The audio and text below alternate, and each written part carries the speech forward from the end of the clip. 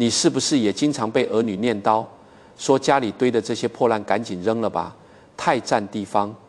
但当你在清理的时候，手里拿着一件旧东西，犹豫了好一阵，翻过来倒过去的看，最后还是没舍得扔，悄悄又塞回了柜子最里面。小区里的方阿姨就遇上过这样的事，她儿女前阵子回家帮她收拾屋子，说妈，你这堆旧东西该清一清了，一屋子的破烂看着都憋闷。方阿姨那天正好出门买菜，回来一看，阳台角落那口她放了10几年的旧木箱不见了，她心里咯噔一下，赶紧问儿女，箱子呢？儿女说，那箱子都生虫了，里面全是些用不上的旧照片、旧信件，当废品卖了，卖了15块钱。方阿姨当时就红了眼。那箱子里有她和老伴年轻时候的照片，有她自己绣了半辈子的几方绣样，有她妈妈生前写给她的几封信。儿女觉得那是垃圾，方阿姨却觉得那是她这一辈子活过的证据，一下子就被15块钱给卖掉了。这些年，断舍离这个说法特别流行，说是人老了，东西越少越好，屋子越空越清爽，心里也越轻松。这话是有道理的，可你要是听得太死，什么都往外扔，你会发现扔掉的不只是占地方的杂物，很多时候连着你的记忆、你的底气，你这一辈子攒下的东西也一并给扔出去了。今天我想跟你聊聊，家里到底哪些东西不该那么轻易的扔。不是让你囤东西不整理，是想跟你说清楚，有些东西看着旧，看着没用，恰恰是你晚年最大的底气所在。这几年你肯定也听过不少人劝，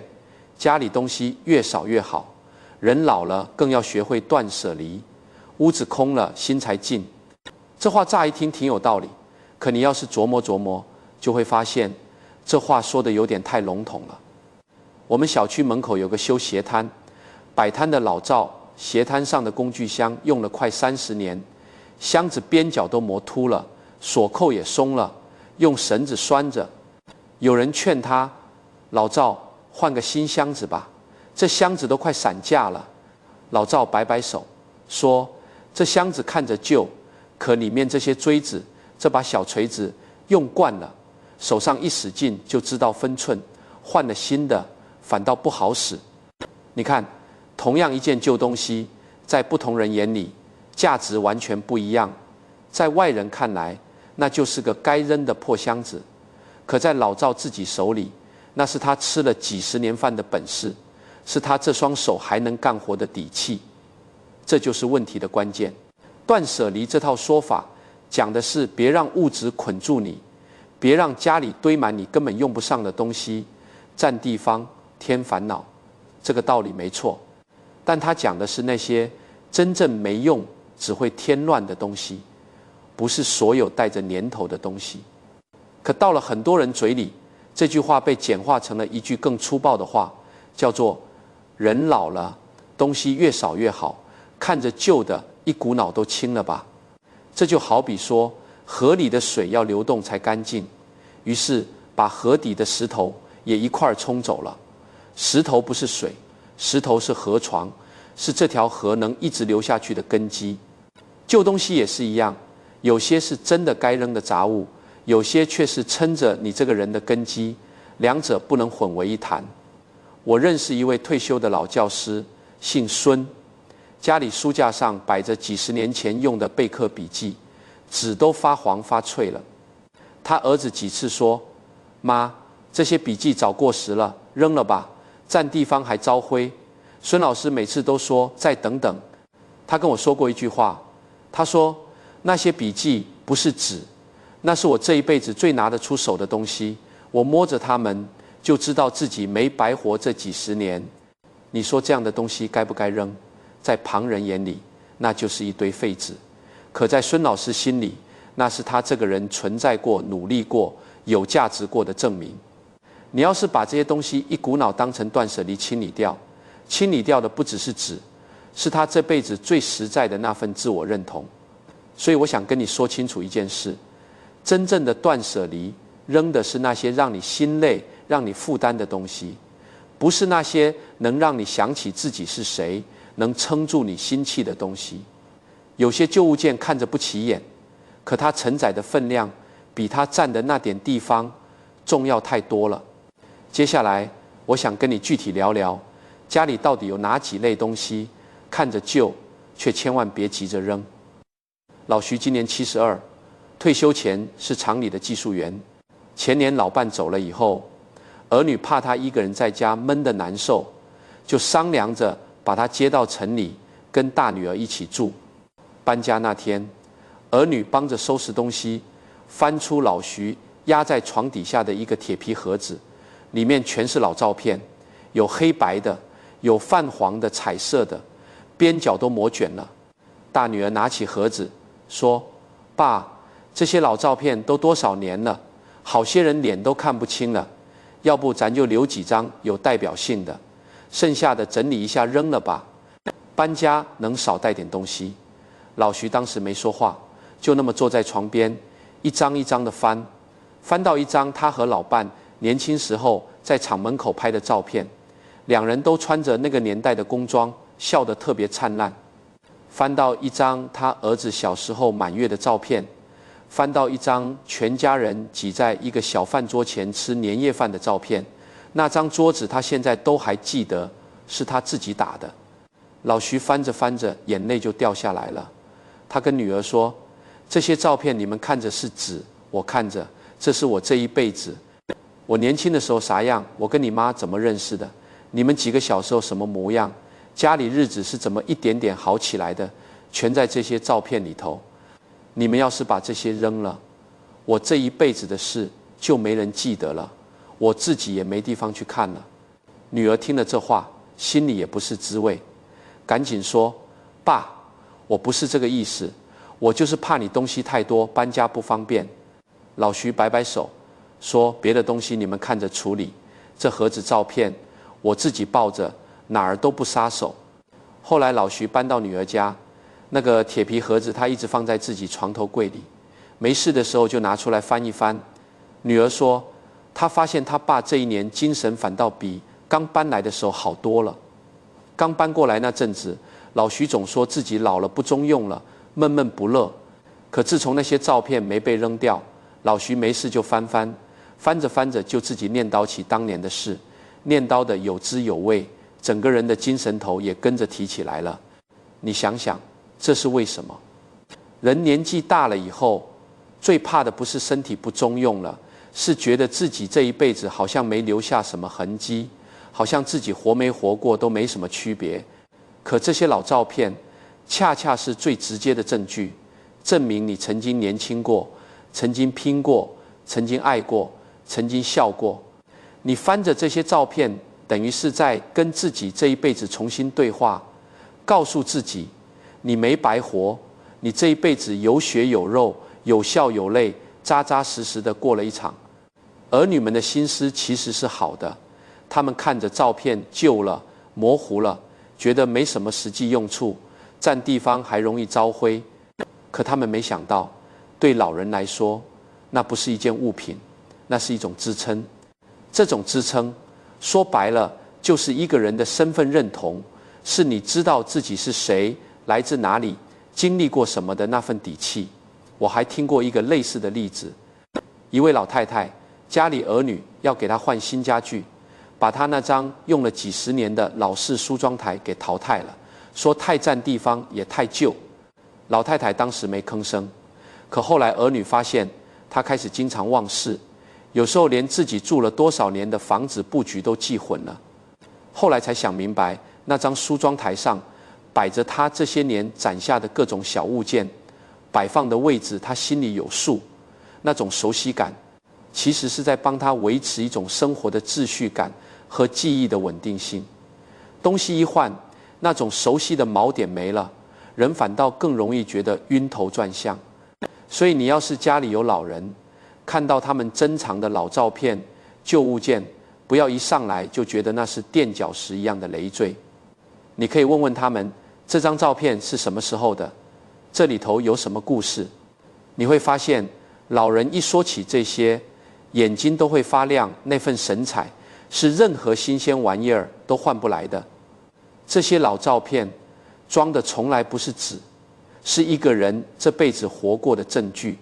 是他晚年心里最踏实的那份底气。你家里是不是也有那么一个角落，堆着几件说不清用途，但你就是舍不得动的东西？你有没有过这种时候？儿女念叨着让你把某件旧东西处理掉，你嘴上答应着好好好，回头却又把它塞回了原来的地方。你想想看，你家里那件用了很多年的老物件，是不是每次看到它，你心里都会冒出一段具体的回忆，想起某个人、某个场景、某段日子？你有没有留意过，你舍不得扔的那些东西，往往不是因为它还能用，而是因为它跟你身上的某段经历、某个人绑在了一起，你一扔，好像连带着那段记忆也要跟着扔了。你再想想，是不是有那么一件东西，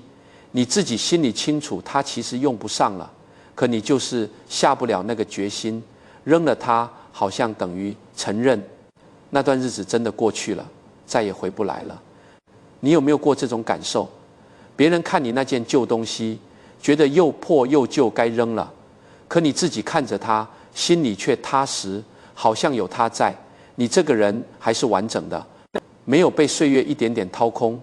你今天听我说到这儿，心里是不是也想起了那件你迟迟不肯扔掉的东西？如果想起来了，别急着为自己这份舍不得感到不好意思。你先问问自己一句话：我留着它，到底是因为它真的有用，还是因为它撑着我心里的某一块地方，让我觉得自己还是自己？真正懂得取舍的人，不是把什么都扔干净，而是分得清楚哪些东西是负担，哪些东西是底气。老周退休前是厂里的钳工，一手活干得漂亮，厂里出了名的巧匠。退休以后，他把当年用的那套工具，扳手、卡尺、锉刀，还有几把磨得发亮的手工刨子，一样不落，全带回了家，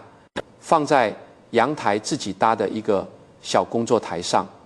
前年儿子给他新装修了房子，看到那堆工具占了半个阳台，跟他商量说：爸，您都退休10几年了，这些工具早该淘汰了，占地方还有点危险，磕着碰着不安全，咱扔了吧。阳台放几盆花多好。老周当时没答应，说这些工具我自己收着，你们不用管。儿子还想再劝，老周语气重了一点，说：你们是觉得我老了用不上了，是不是？我这双手还没到不能干活的时候。儿子没再坚持，可心里其实是不理解的。直到后来一件事，才让儿子真正明白他爸的心思。有一回家里的水龙头漏水，儿子正打算叫师傅上门修，老周说了一句：等等，我看看。他从阳台工具台上拿出扳手和几样小工具，蹲在地上捣鼓了小半个小时，水龙头修好了，一点没漏。儿子在旁边看着，心里说不出的感慨。老周后来跟儿子说了一段话，他说：你们年轻人觉得我这些工具没用了，可你知道吗？我每次拿起这些工具修点小东西，那种感觉跟你们年轻人打游戏赢了一局差不多。那种感觉是什么？是我这个人还有点用，还能自己解决点事情，不是彻底靠你们、靠别人才能过日子的老废物。这句话说透了一个特别实在的道理。人老了以后，最怕的不是身体不如从前，是慢慢的什么事都要靠别人，自己越来越没有主动权，越来越觉得自己是个负担，是个只能被照顾、不能创造价值的人。而那些老手艺、老工具，恰恰是少数几件能让一个人证明我还行，我还能自己动手，我这双手还没退休的东西。你要是留意一下，会发现很多老人都有类似的情况。有的老太太年轻时候是裁缝，退休了还留着一台老式缝纫机，谁家衣服破了、裤脚长了，她能立马给你缝上，缝得又快又好。有的老爷子年轻时候是厨师，家里锅碗瓢盆一堆老物件，逢年过节掌勺，那手艺儿女媳妇都比不上。这些老手艺、老工具，看着旧，用着也不像新买的家电那样光鲜，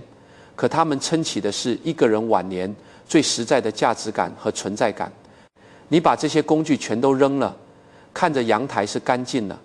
可你把老人心里那份还能自己动手，还有点本事，还不是彻底靠别人吃饭的底气，也一并扔掉了。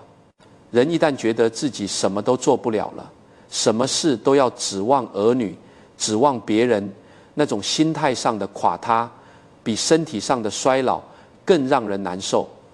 我还听过一位老中医，退休后家里还留着一整套针灸的器具和一堆手写的药方笔记。他儿子觉得都是老古董，好几次想收拾扔了，老中医不同意，说这些东西不光是我这辈子的手艺，还是我这个人还清醒，还能帮上别人的证明。街坊邻居谁家有点小毛病，找他扎2针，开个方子，他觉得自己活得还有点用处，而不是每天窝在家里等着被人伺候，被人当成一个需要照顾的老人。所以你要明白，那些老工具、老手艺留下的家神，不是简单的杂物，那是一个人晚年还能自己站得住，还能为别人做点事的底气。这份底气比任何保健品、任何补品都更能让一个人精神焕发。你要是家里有老人，还守着自己的一门手艺，一堆看着旧的工具，别急着劝他们扔。你可以陪他们聊聊这门手艺是怎么学来的，当年靠这门手艺做过什么事。你会发现，说着这些的时候，老人的腰背都会不自觉地挺直一些。那种神气是坐在沙发上被照顾出来的安逸感，永远给不了的。现在很多年轻人办事都用手机，存款看手机银行的数字，保单也是电子版存在手机里，觉得纸质的存折、保单早就过时了。家里翻出来的那些旧存折、旧保单本子，看着都泛黄了。第一反应就是这玩意儿留着还有什么用？扔了吧。可你要是问问身边上了年纪的人，很多人心里都攥着一份说不出的踏实感，就在那本存折上。我认识一位老太太，儿女给她换了智能手机，教她用手机银行查余额。她学了几次，用是能用，可她还是习惯每个月去一趟银行柜台，把存折拿出来，看柜员在上面打出一行行数字，她才觉得安心。她跟我说，手机上那些数字看着虚，存折上打出来的字，摸得着看得见，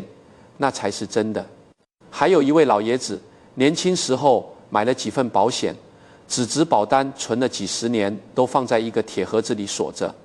儿子说，爸，这些保单信息都联网了，公司那边有记录，你这纸的留着也没用，占地方。老爷子说，你不懂，我这把年纪就得靠这些东西给自己吃颗定心丸，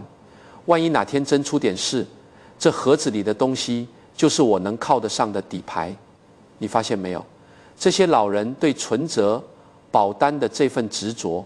其实不是真的不信任电子记录，而是这些实实在在能拿在手里的纸，给了他们一种确定感。人年纪大了，越怕的就是那种说不清、看不见、摸不着的不确定。电子账户再方便，可它藏在手机里，藏在网络的另一头，你看不见它，摸不着它，心里就是踏实不下来。而那张存折，那份保单，你拿在手里翻一翻，看一看，那种真实感是数字化的便利永远替代不了的。这背后还有一个更实在的道理，这些纸质的凭证往往是老人晚年最重要的安全感来源。他们这一辈子经历过物资匮乏的年代，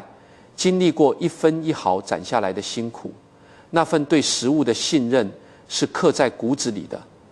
你要是轻易把这些东西当成过时的废纸处理掉，看似是帮他们精简了生活，实际上是拿走了他们晚年最踏实的那份心理支撑。我还见过一种情况，一位阿姨的老伴走得突然，家里的存折、保单她一时半会儿找不齐全，急得团团转，最后靠着翻箱倒柜找出来的那些旧本子，才把该办的手续一件件办妥。她后来跟我说，那段日子她才真正明白，这些看着不起眼的纸，关键时刻真能救急，比什么都管用。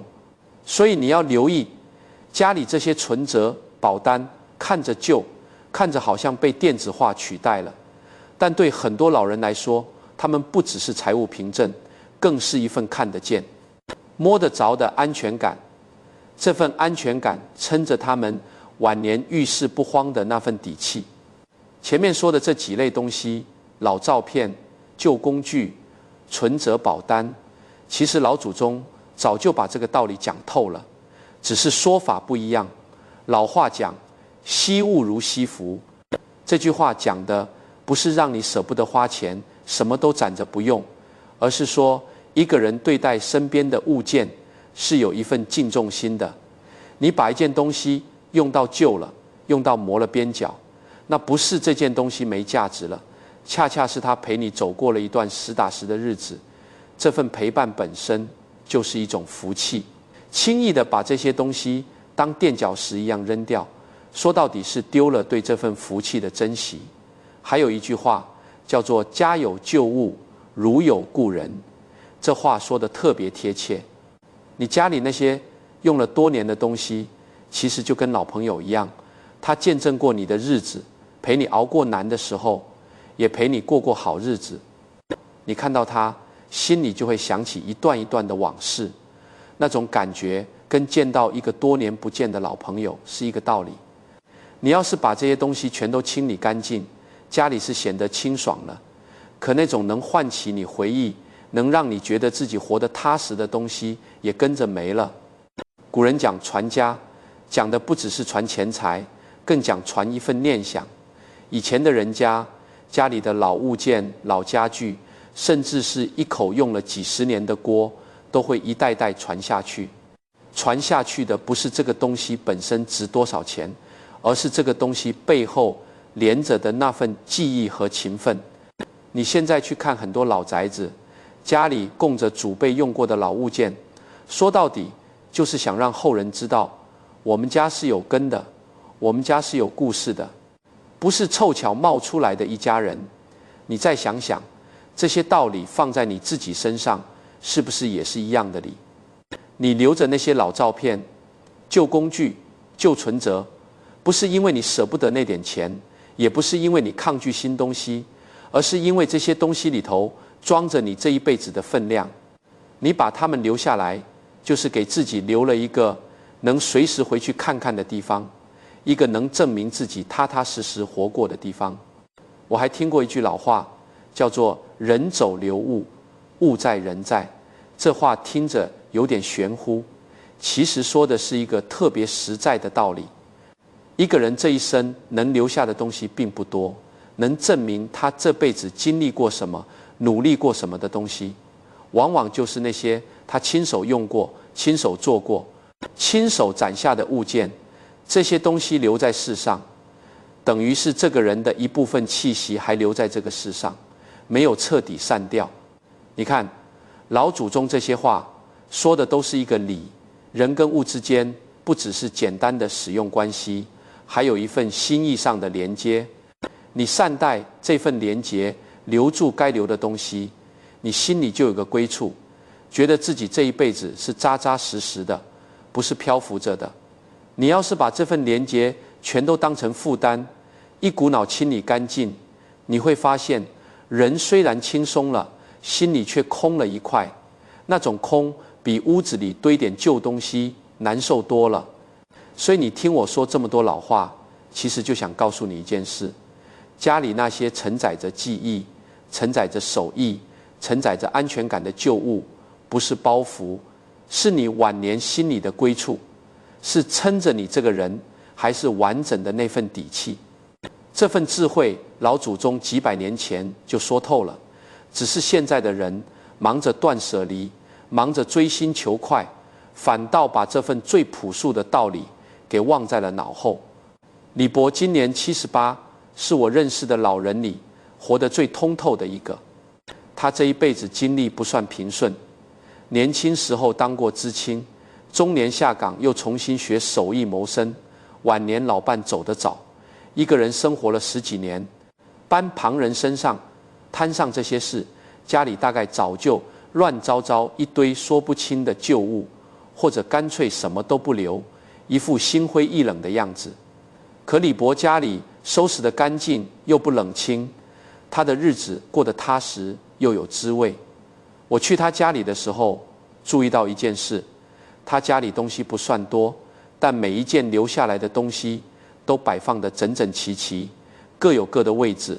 墙上挂着几张他和老伴年轻时候的照片，柜子里摆着他年轻时候当木匠用过的几把刨子和凿子，抽屉里整整齐齐放着他这些年的存折和几份重要的证件。除了这些，家里再没有别的杂物，桌子、沙发都是干干净净的，一点不显得堆积。我问他：李博，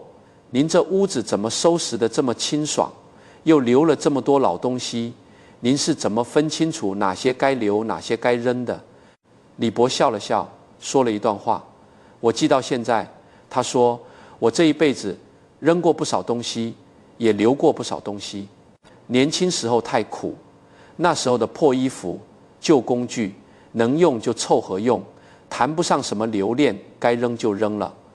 可到了这个年纪，我明白了一个道理：东西这玩意儿，不是看它新不新、值不值钱，是看它能不能撑住你这个人。他接着说：我这几张照片，我看着就知道自己年轻时候拼过、爱过，没白活。我这几件木匠工具，我看着就知道自己这双手还能干活，不是彻底靠人养的老废物。我这几本存折，我看着就知道自己心里有个底，不至于一遇事就慌了神。除了这些，别的东西，衣服旧了该扔就扔，用不上的家电该淘汰就淘汰。我从来不含糊李博这段话，把这几章讲的道理全都说透了。真正的底气不是把家里堆得满满当当，什么都舍不得扔，那样反倒是被物质捆住了手脚，活得沉重。真正的底气也不是听风就是雨，一味追求断舍离，把什么带着记忆、带着手艺、带着安全感的东西都当垫脚石一样清理出去，那样反倒是把撑着自己的东西连根拔起了。真正的底气是你分得清楚哪些东西是包袱，哪些东西是根基。该扔的痛痛快快扔了，别舍不得，别囤着添堵。该留的理直气壮留着，别管别人怎么说，这是老古董，占地方，那是你晚年最实在的一份支撑。你要是问我具体该怎么分辨，我给你3个简单的判断标准。第一，你看到这件东西，心里是觉得踏实，觉得安心，还是觉得堵，觉得烦？前者留，后者扔。第二，这件东西背后连着的是一段让你觉得自己活得有价值的记忆或者本事，还是纯粹占地方，派不上任何用场的杂物？前者留，后者扔。第三，你留着它，图的是一份心里的安全感和归属感，还是单纯舍不得扔，囤积成了习惯？前者留，后者也该适当放一放。你把这3条放在心里，往后再遇到儿女劝你扔东西，或者你自己犹豫要不要处理某件旧物的时候，就能想得清楚，不至于一冲动全扔了，事后又懊悔，也不至于什么都留着，把家里堆成个负担。今天跟你聊的这几件事，说到底就是这么个理。断舍离没有错，但不是所有旧东西都该一刀切的扔。那些装着你活过的证据的老照片，那些证明你还能自己撑得住的老工具，那些给你晚年一份踏实安全感的存折保单，这些东西留着，从来不是负担，而是撑着你这个人的底气。真正该扔的是那些纯粹占地方、让你心里堵添烦恼的杂物，跟这些承载着记忆和价值的东西不能混为一谈。咱们开头说的那个方阿姨，后来怎么样了呢？她跟儿女好好说清楚了这个理，儿女也想明白了，往后家里在收拾东西，都会先问问她，这个还要不要留着，不再自己擅自决定。方阿姨后来把家里几件重要的老物件都仔细归置好，放在一个专门的抽屉里，谁都不许乱动。她跟我说，现在她心里踏实多了，知道自己这一辈子的东西都好好的留着，没被人当废品卖掉。我常说一句话，人这一辈子，家底再厚，房子再大，都不如心里有个能随时回去看看的地方。这些看着旧的东西，恰恰就是那个地方，是你晚年心里最踏实的归处。你听到这儿，心里是不是也想起了家里那件你舍不得扔的东西？不妨在评论区跟我说说，那是件什么样的东西？它对你来说意味着什么？如果你觉得今天这期内容说到你心里去了，别忘了点个赞，也顺手转给你身边正为收拾家里旧物发愁的朋友。也许一句话就能帮他们保住一份不该被扔掉的底气。别忘了订阅超人商学院，我们下一期接着陪你把日子过明白。这一路咱们不图别的，就图彼此心里都能过得踏实一点，安稳一点。